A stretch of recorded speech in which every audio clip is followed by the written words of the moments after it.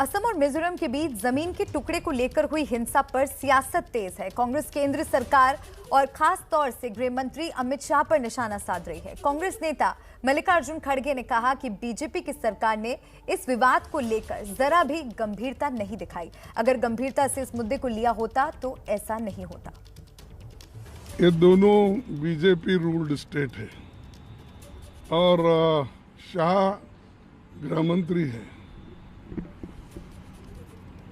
इस समस्या को सुलझाने के लिए वो पहले से ही कहना चाहिए था कि ये क्या इंटरनेशनल बॉर्डर डिस्प्यूट नहीं है, ये तो प्रांतीय बॉर्डर का मामला है।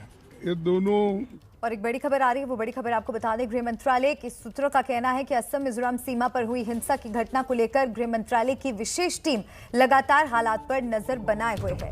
दोनों राज्यों के आला अधिकारी वर्तमान स्थिति को लेकर वार्ता कर रहे हैं। सूत्रों के मुताबिक कल की घटना के बाद स्थिति फिलहाल नियंत्रण में है। संवेदनशील जगहों पर केंद्रीय अर्धसैनिक बलों के जवानों की तैनाती हो चुकी है। गृह मंत्रालय सूत्रों के मुताबिक बातचीत का दौर दोनों राज्यों के बीच लगातार जारी है। ओम प्रकाश तिवारी मेरे सहयोगी फोन लाइन पर मेरे साथ जुड़ रहे हैं। ओम प्रकाश, और क्या जानकारी इस बड़ी खबर से जुड़ी?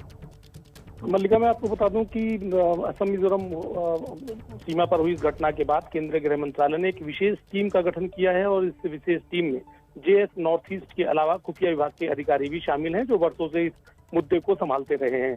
फिलहाल ये विशेष टीम हालात पर लगातार निगाह रख रही है। जो डिस्प्यूटेड जहां पर ये डिस्प्यूट हुआ था वहां पर सीआरपीएफ की टुकड़ियों को तैनात कर दिया गया है। यहाँ पे यानी कि वहां का पूरा कमांड सीआरपीएफ को दे दिया गया है। दोनों राज्यों के आला अधिकारी वहां पर पहुंचे हुए हैं और दोनों राज्यों के बीच बातचीत का दौर जारी है। केंद्रीय गृह मंत्रालय का कहना है कि कल की घटना के बाद स्थिति पूरी तरह से नियंत्रण में है और दोनों राज्यों के बीच बातचीत जारी है और मामले को जल्द सुलझा लिया जाएगा। मल्लिका। ओम प्रकाश, शुक्रिया आपका तमाम अपडेट दर्शकों तक पहुंचाने के लिए। तो कल की हिंसा के बाद इस पर कार्रवाई आगे बढ़ रही है और गृह मंत्रालय की तरफ से जो जानकारी मिली है वो हमने आपको बताई। और राज्यसभा सांसद रानी नारा के साथ बातचीत में ये कहा गया है कि मिजोरम सरकार की गलती है क्योंकि वो हमारी जमीन पर कब्जा करना चाहते हैं। सुनिए।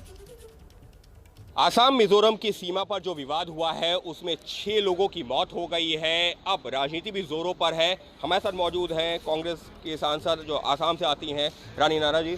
मैम, ये जो घटना है बहुत दुखद है। देश के 2 राज्यों के बीच में इस तरीके की घटना, वजह क्या देखती है, कौन जिम्मेदार है? ये इसलिए जिम्मेदार है मिजोरम गवर्नमेंट, नंबर 1। नंबर 2, दोनों central government and Assam government दोनों ही जिम्मेदार इसीलिए है कि कुछ दिन से 3 महीना से इन लोग को मालूम था कि ये हादसा हो रहा है, होगा, हो सकता है ये बहुत बड़ा भी हो सकता है। तो इनको जिस तरीके से कंट्रोल करना चाहिए तो नहीं किया था। हाँ। और हमारा 6 जवान डेथ हो गया है, एसपी हमारा इंजर्ड हुआ है, 65 वर्कर्स हमारा इंजर्ड हुआ है। लेकिन ये अभी भी टाइम है। Central home minister and state chief minister ने दोनों मिलकर अगर मिजोरम गवर्नमेंट को टाइट कर देता है तो अभी भी कंट्रोल हो सकता है। लेकिन मैम, वजह क्या देखती हैं, क्योंकि 2 राज्य, देश के ही 2 राज्य, और इस तरीके से सीमा विवाद को लेकर के इस तरीके से घटना? ये एक्चुअली हमारा हम तो प्लेन पे रहती हूँ जी।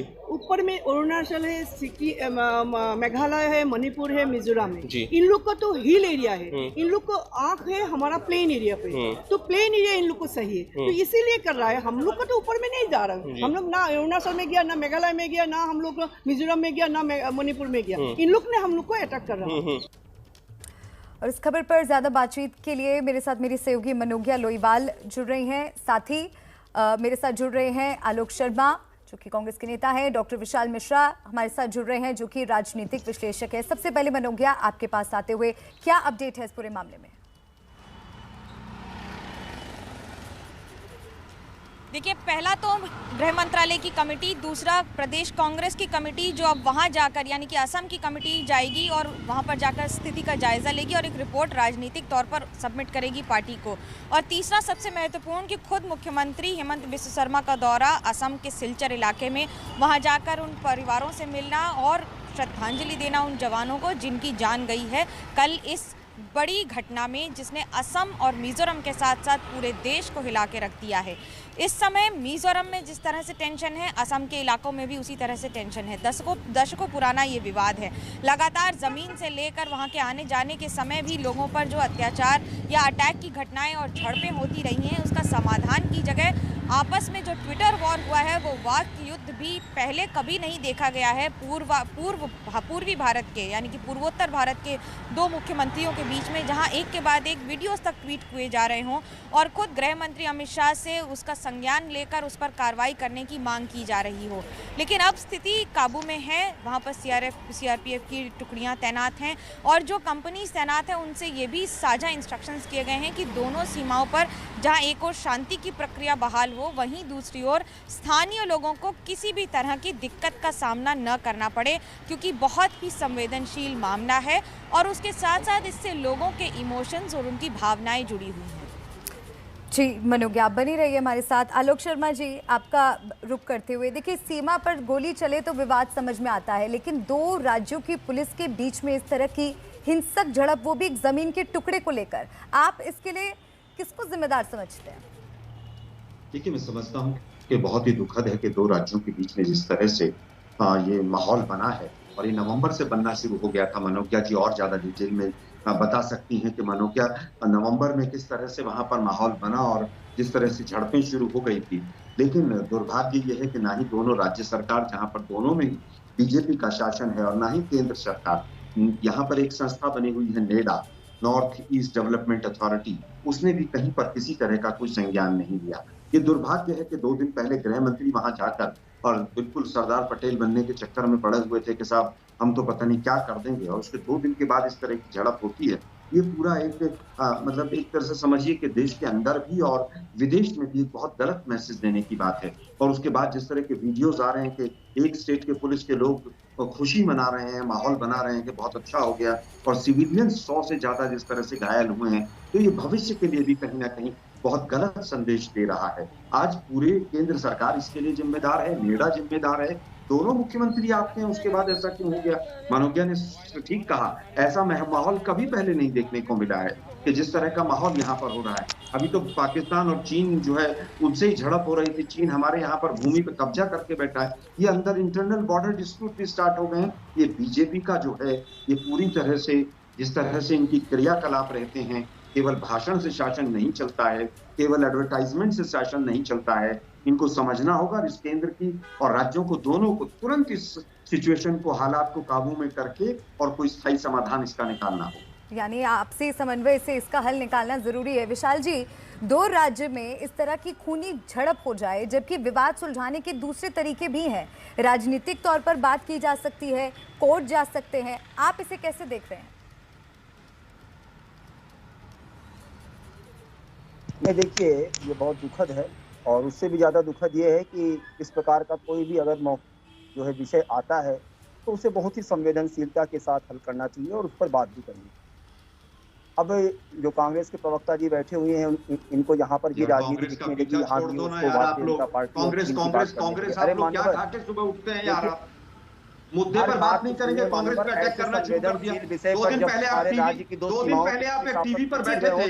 विशाल जी को एक बार सुन लेते हैं, उसके बाद आप अपनी बात कहिएगा। सर, आप अपनी बात कह चुके हैं, विशाल जी को अपनी बात पूरी करने दीजिए। विषय कोई आज नया नहीं है। आलोक जी प्लीज रुकिए, इनको अपनी बात पूरी करने दीजिए, फिर आप अपनी प्रतिक्रिया। जी विशाल जी, 1875 की बात है, जब कोलोनाइजेशन के टाइम पे डिफरेंशिएट किया गया था, और तब जो है इसको जो है जो लुसई हिल्स थी उसको अलग किया गया था काचर से। उसके बाद में 1933 में, तब से ये लगातार चीजें बनी हुई थी। लेकिन जिस तरीके से ये सरफेस होके आया है, ये वास्तव में दुखद है, और मुझे लगता है कि गृह मंत्रालय इसके जो है इसके निमित्त कोई ना कोई तत्काल कार्रवाई जरूर करेंगे। और उन्होंने दोनों राज्यों के मुख्यमंत्रियों से बात की है, लेकिन यहाँ पर बैठकर हमें उसको और इन्फ्लुएंस, उसको और एक्सपेडाइट करने के बजाय हमें यहाँ पर बैठकर दोनों राज्यों से ये जरूर कहना चाहिए कि आप इस प्रकार के शांति बनाए रखें। ऐसा कोई मैसेज कन्वे ना करें कि हम 2 राज्य आपस में, 2 राज्यों की पुलिस और 2 राज्यों के जो है सिविलियन आपस में लड़ने लगे।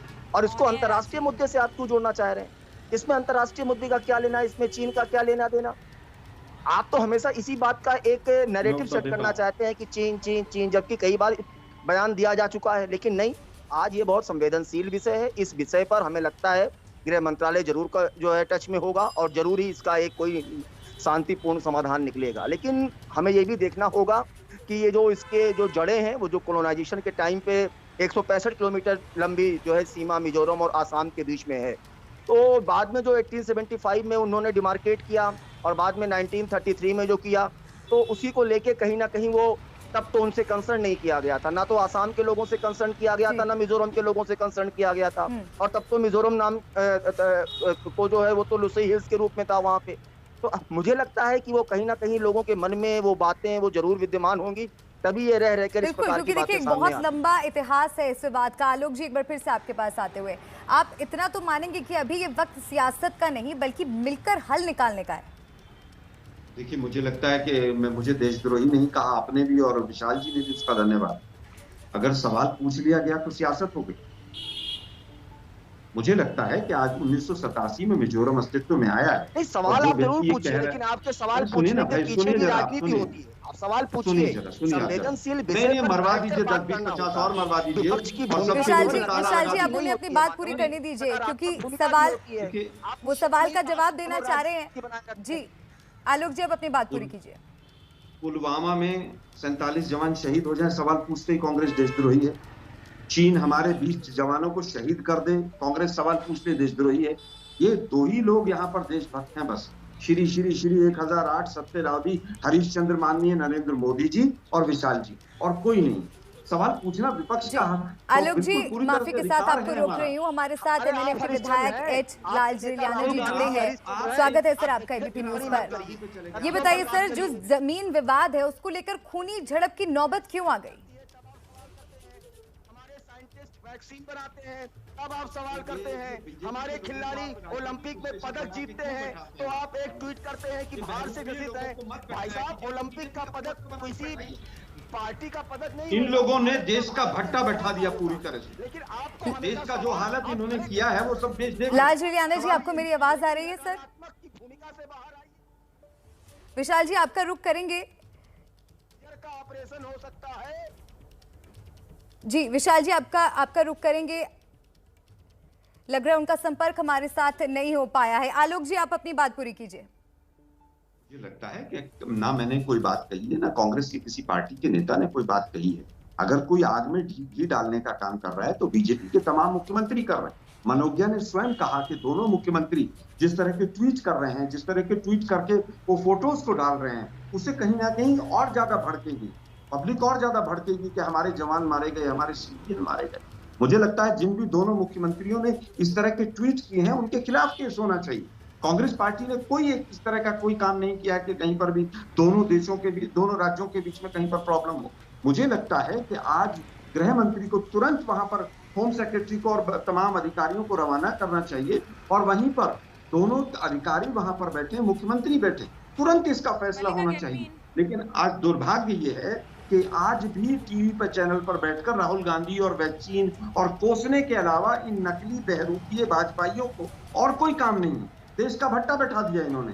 आज पुलवामा में कितने जवान शहीद हुए? पुलवामा की बात आपने की, चाइना की बात आपने की, आपने यहाँ पर क्या बैठ कर ये कहा कि दोनों राज्य शांति बनाए रखें। देखिए, सवाल आज उन 5 पुलिस पुलवामा का मुद्दा नहीं है सर। पुलवामा पे आप मत जाइए। जो 5 जवान पुलिसकर्मी शहीद हुए हैं उनकी शहादत की बात हो रही है सर यहाँ पर। ये पुलवामा पर चर्चा नहीं हो रही है। शहादत नहीं है कुछ मैडम, शहादत होती है बॉर्डर पे लड़ते हुए, मर्डर है। एक पुलिस के लोग दूसरी पुलिसकर्मी अगर ड्यूटी करता हुआ अगर अपनी जान गंवा दे तो उसे शहादत ही कहेंगे। तो फिर तो एफआईआर होनी नहीं चाहिए। वो शहीद ही हुए हैं, अपनी ड्यूटी कर रहे थे वो सर। आप एंकर्स लोगों को क्या हो गया है? इसका मतलब तो फिर कोई जांच नहीं होनी चाहिए, शहीद हो गए आप। सर, आप जो मुद्दा है आप उससे जुड़े जो आपसे सवाल किए जा रहे हैं उस पर जवाब दीजिए ना सर। मर्डर है, आप डाइवर्ट क्यों कर रहे हैं डिबेट को? पुलिस को मार रही है, मैं डेविएट नहीं कर रहा हूँ। आप कर रहे हैं सर। आप कह रहे हैं हम सियासत कर रहे हैं। हम सियासत नहीं कर रहे, हम सवाल पूछ रहे हैं। आपसे ये सवाल पूछा गया है कि क्या आपको नहीं लगता कि अब वक्त आ गया है कि आपसी बातचीत से इस पूरे मसले का हल निकाला जाए? मैम, ये तो पहले से वक्त था मैम, ऐसा नहीं है कि आज वक्त आया। 5-10 जवान और शहीद करवा लीजिए, उनके और हत्या करवा दीजिए, उसके बाद फिर वक्त आ जाएगा। ये सवाल पूछने का है क्या? जब अमित शाह जी गए थे और 2 दिन पहले पूरी कांग्रेस को कोस रहे थे, तब अमित शाह जी को शर्म नहीं आई? क्या आपके पिछवाड़े नवंबर से क्या चल रहा है? आपकी इंटेलिजेंस कंप्लीट फेल है, राज्यों की इंटेलिजेंस फेल है। आलोक जी, वक्त यहाँ पर एक बहुत छोटी सी ब्रेक का हो गया है। ब्रेक के बाद इस चर्चा को आगे बढ़ाएंगे। मनोज्ञा भी मेरी सहयोगी लगातार हमारे साथ जुड़ी हुई है, आपके पास आ रही हूँ। आप असम की सियासी हालत पर नजर रखती रही हैं। एक और जमीन विवाद है तो दूसरी ओर सियासत है। पहले भी ऐसे विवाद सुलझाए गए हैं, आप क्या कहेंगी?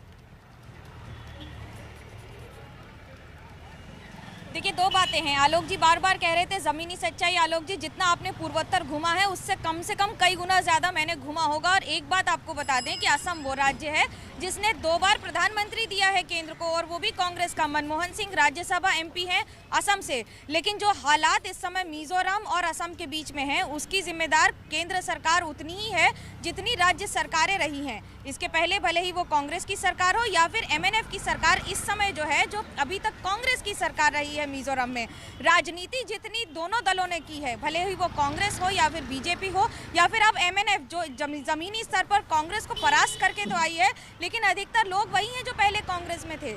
नेता दल बदल लेते हैं लेकिन जनता की आप सोचना भूल जाते हैं। और आज टीवी पर बैठ के जनता के नाम पर डिबेट कर रहे हैं, ये कहकर कि ये केंद्र की जिम्मेदारी है। तो 40 साल 50 वर्षों से जब ये सरकार की वहाँ समस्या थी, तब इसका समाधान क्यों नहीं किया गया?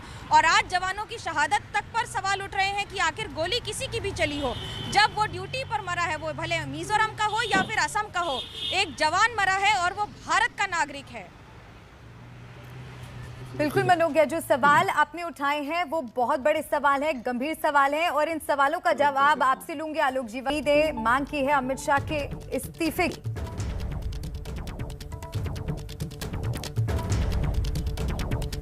असम और मिजोरम विवाद को लेकर लगातार कांग्रेस गृह मंत्री को सवालों के घेरे में देख रही है, कटघरे में रख रही है। और इस पूरे विवाद को लेकर गौरव गोगोई, जो कि कांग्रेस सांसद हैं, अमित शाह का इस्तीफा मांग रहे हैं। एक बार फिर से आलोक शर्मा का रुख कर लेते हैं क्योंकि हमारे साथ लगातार बने हुए हैं।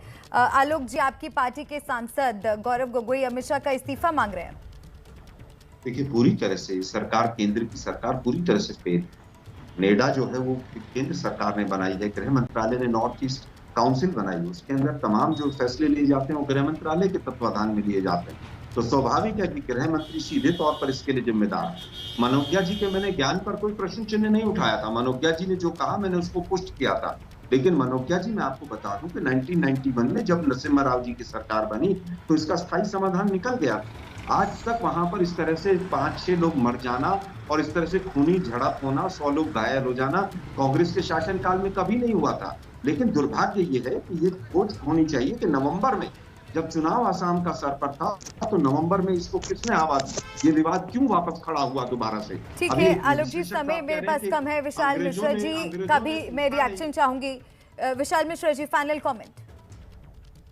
विशाल जी को शायद ये नहीं पता कि 87 में मिजोरम बना था तो अंग्रेजों देखिए, मैं विशाल जी, आपका फाइनल कमेंट वक्त की कमी है। जब आपकी सरकार थी, जब आपकी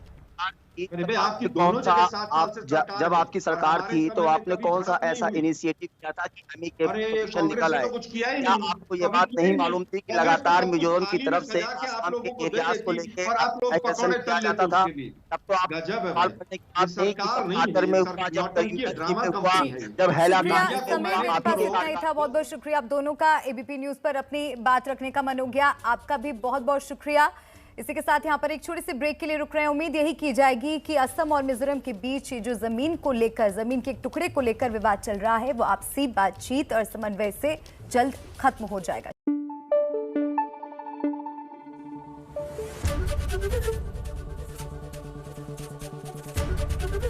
एबीपी न्यूज आपको रखे आगे।